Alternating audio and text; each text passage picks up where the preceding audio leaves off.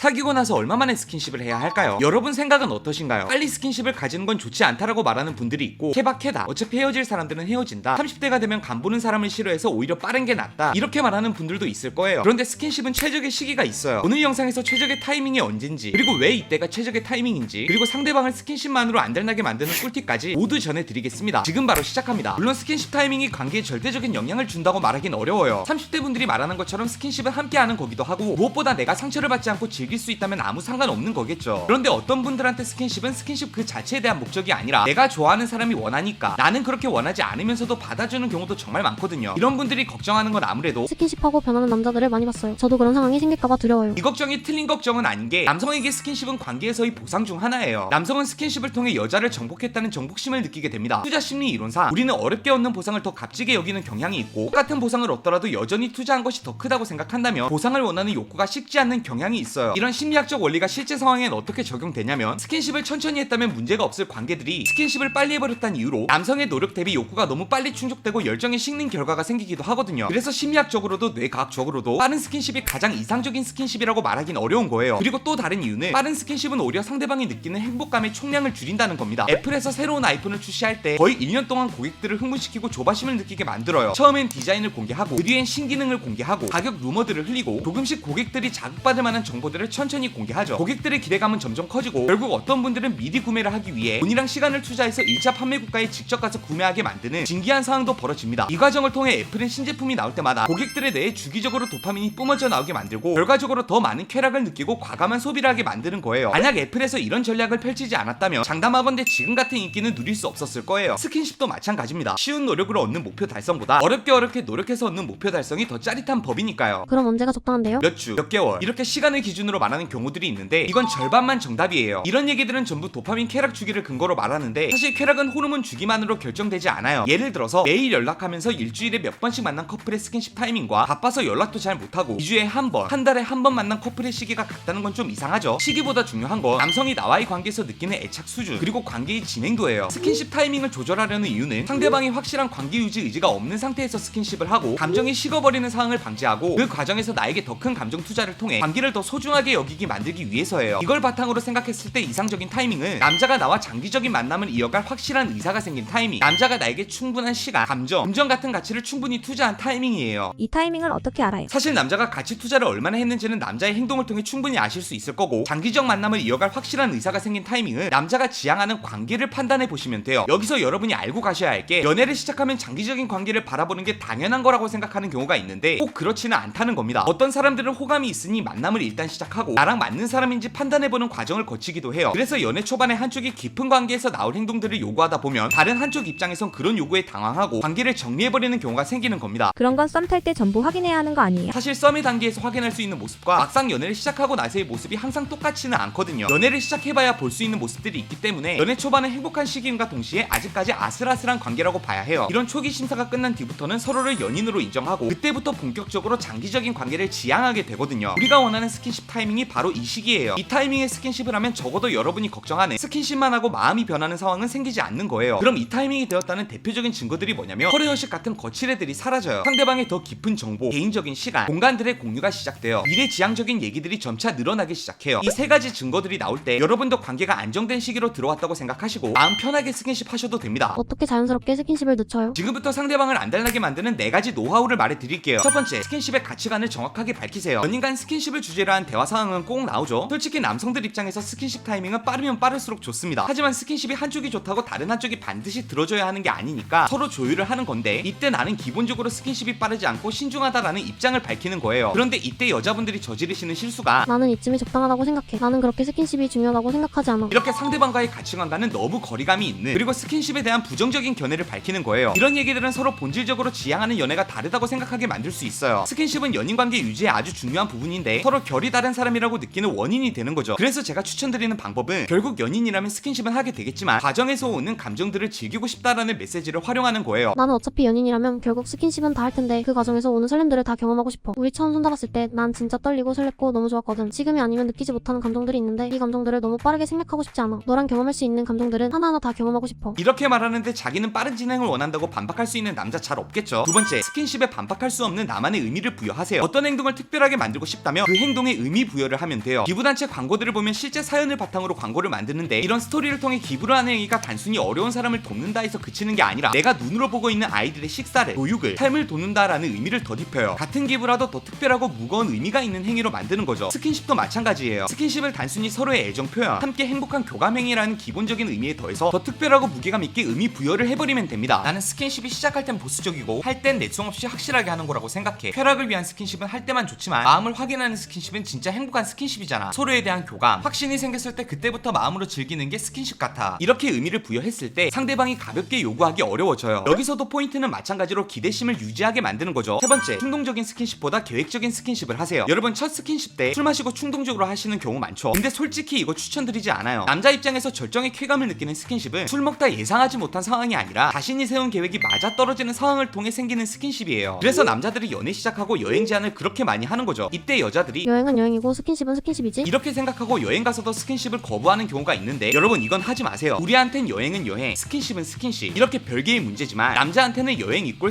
스킨십이거든요. 여행을 가면 당연히 스킨십이 있을 거라 생각하고 비싼 호텔도 예약하고 무리해서 장거리 운전도 하고 맛집까지 알아보면서 몇 주간 기대했는데 그 기대감이 충족되지 않는다? 이건 상대방을 불쾌하게 만드는 수준이에요. 차라리 내가 아직 마음의 준비가 되지 않았다면 이런 환경 자체를 안 만드는 게 최선입니다. 차라리 어느 정도 상대방이 안달난 상태고 애착도 형성된 시기라면 그때부터 함께 호캉스를 계획한다든지 열린 마음으로 여행을 계획한다든지 여러분도 상대방과 능동적인 계획을 세우는데 참여하세요. 어차피 해야 한다면 상대방에 의해 어쩔 수 없이 이루어지는 관계보다 여러분이 주도적으로 선택하는 모습이 훨씬 반전 매력 있거든요. 네 번째, 남자가 투자를 하게 만드세요. 이게 가장 핵심적인 내용이에요. 여러분 원나잇 이후 남자가 연락이 시들시들해지는 이유가 꼭 그 남자가 나쁜 남자라서만은 아니에요. 노력 대비 너무 큰 보상이 돌아가서 관계 유지에 대한 동기부여를 잃어버리는 영향도 무시할 수 없어요. 사람은 자신이 투자한 만큼 그 대상에 대한 가치를 인지하게 되는데 첫 데이트 스킨십 같은 경우 짧은 시간 내에 큰 보상이 돌아가다 보니까 상대적으로 내 가치가 낮다고 인지하게 되는 거예요. 열심히 일해서 번 10억과 복권으로 생긴 10억의 경제적 가치는 같지만 우리가 느끼는 주관적 가치가 같을 수 없는 이유도 이것 때문이거든요. 내가 피땀 흘려 겨우 모은 돈은 쓸 때도 지난 시간들이 생각나서 쓰기가 어렵지만 노력 없이 얻은 돈은 이런 생각 없이 쉽게 쓰게 되는 거죠. 마찬가지로 남자가 많은 가치를 쏟을수록 나에 대한 매물 비용이 생기고 내 가치가 더 높다고 느끼게 됩니다. 선물 같은 거라도 받아야 되나요? 아니요. 선물이란 게 원래 의도적으로 요구하면 내 이미지에 손해를 보게 되죠. 돈보다는 시간을 투자 받으세요. 데이트의 빈도를 높인다거나 집 근처 데이트보다 근교 드라이브처럼 남자가 에너지를 써야 하는 활동, 그러면서도 연인 사이에 충분히 있을 수 있는 데이트를 제안하세요. 이런 데이트와 시간만 쌓여도 충분한 매물 비용이 생길 거예요. 괜히 무리해서 비싼 레스토랑이나 부담스러운 선물 같은 걸 요구하는 것보다 이런 시간이나 에너지를 투자받는 게 우리 이미지에도 훨씬 좋습니다. 여기까지 가장 이상적인 스킨십 타이밍에 대해 말씀드렸는데 물론 스킨십에서 오는 행복감은 타이밍만으로 결정되는 건 아니에요. 성적 매력에 자신감이 있는 여자들이 난 빨리 스킨십해서 차여본 적 없는데? 이렇게 말하는 분들도 있는데 이건 타이밍 문제가 아니라 남자가 스킨십에 크게 만족했기 때문에 스킨십 이후 더 큰 열정을 느껴서겠죠. 이건 타이밍과는 다른 얘기예요. 그런데 이 영상을 보는 여러분이 원하지 않는 스킨십은 너무 빠른 시기에 상호 애착도 형성되지 않은 상황에서 스킨십을 한 뒤에 남자의 태도가 변할까봐 두려워해야 하는 상황일 거예요. 지금 이런 상황이거나 앞으로 그런 상황을 마주한다면 오늘 영상의 내용을 떠올리시고 꼭 한번 적용해보세요. 오늘 영상 재밌게 보셨다면 연애원의 TV를 구독하시고 여러분 연애의 질을 수직 상승시켜보세요. 그럼 오늘도 행복한 연애 하세요.